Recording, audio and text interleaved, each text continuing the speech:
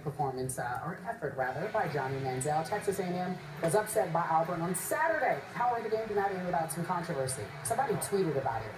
I don't know, that might be the guy next to me. His name is Dallas. Manziel driving for a late go-ahead score when it looked as if a lineman had grabbed him. It looked as if it was a horse collar tackle. Oh, there was no flag thrown, and instead of a first down in Auburn territory, Manziel was sacked on a fourth down play that ended the game. I don't know. Who should I ask this question to? You want Skip to take it from the Oracle? All right, here we go. So no call cost your guy the Heisman. I got to hear this. That non-call cost Johnny Manziel a second Heisman. And I'm sure voters across the land are rejoicing today that they are now off the hook, having to even think about voting for Johnny Manziel, who, I remind you, missed part of the fourth quarter the other day because he banged up his shoulder, his throwing shoulder, and still had 502 total yards against an Auburn that I had not watched until Saturday. Auburn's pretty good. Auburn's coming. Auburn will be no cakewalk for Alabama at Auburn at the end of this year. So I remind you, what happened was Johnny did hurt his shoulder, so he missed the end of that drive. It cost him a field goal to a touchdown.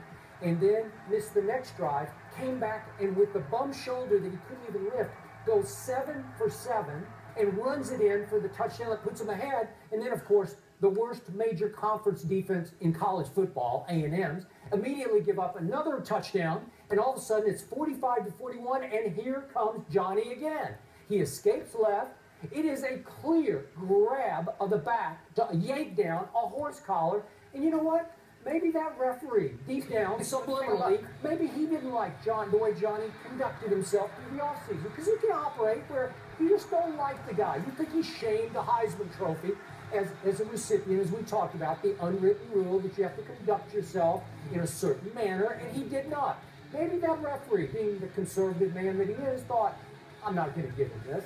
Because it would have been first and goal at the 6-yard line with 18 seconds left. And I'm telling you what, just as I said I wouldn't bet against Tom Brady from the 46, I definitely would not have bet against Johnny Football first and goal from the 6 with 2 or 3 plays to run, because he would have run it into the end zone, if nothing else. And we would have been talking about, is it Jameis or Johnny for the Heisman? Horse call?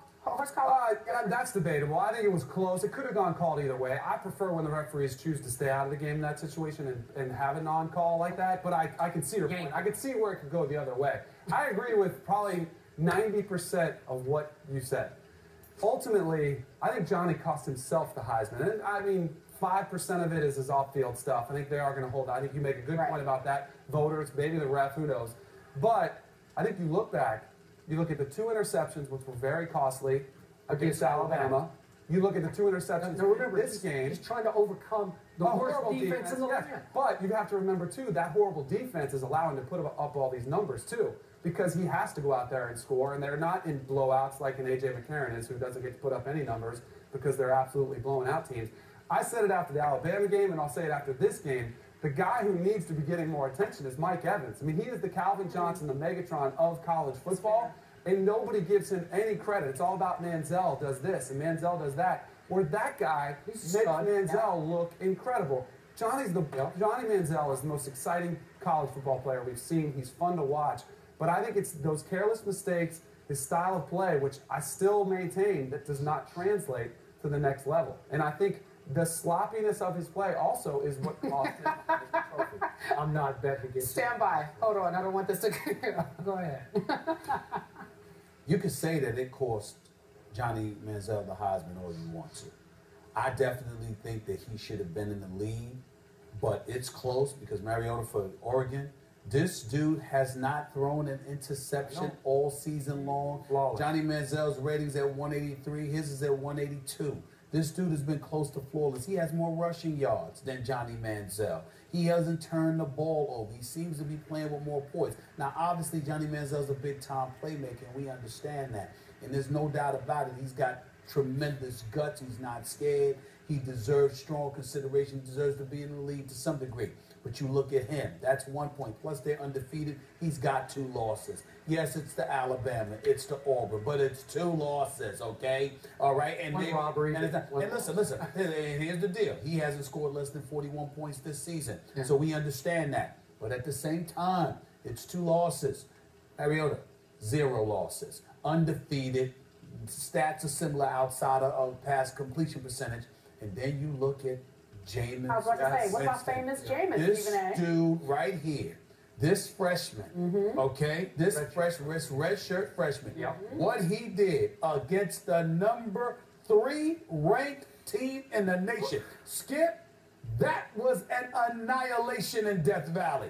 And it happened to the boys whose home is Death Valley. This was not a home game for Florida State. This was a road game. Yes, they were running the football from open and tap. Clemson couldn't do anything about it. Florida State's defense was surreal. Boyd looked horrible. I mean, he should hide his face until Wednesday or Thursday. Just stay away for a little while because it was bad. It was bad. Boyd got exposed, okay? But let me tell you something. Jameis, you look at his pregame speech, the way he was acting, how calm he was, relaxed, went out there and picked these boys apart. I'm sorry, Skip. You go out there as a redshirt freshman. Your team is undefeated. Y'all are balling the way that y'all are balling. And you've got a redshirt freshman playing like this. I agree. I'm sorry, you got the wrong consideration. This is not a runaway. Quickly, Danny, let me ask you this. Famous Jameis is as advertised. Absolutely. Coming into the season, I said he could lead Florida State as the best quarterback ever to come through that university.